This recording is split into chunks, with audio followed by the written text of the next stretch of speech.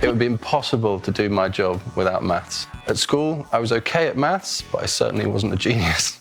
I chose architecture as a profession because I had to design and draw in 3D an interior space. It just had me hooked. Understanding scale is very important. Architects use scale every single day. We have to get the measurements and the angles right within a building, otherwise the building might be too small.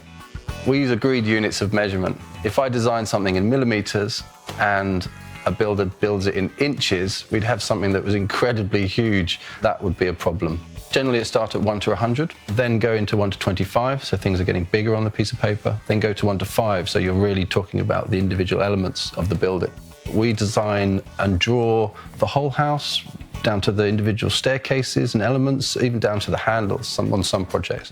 I ride around on a motorbike and I wanted to keep it indoors to stop it getting rusty or stolen. My family weren't too keen on this idea, but we came to an agreement that if you could hide it indoors, you can have it indoors. We start at the scale of 1 to 25, so we can fit in the individual elements on a piece of paper.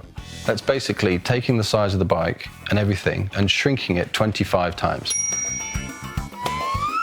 So this meant that 2 meters, which is 200 centimeters, is divided by 25, which meant the scale of the drawing of the bike had to be 8 centimeters long.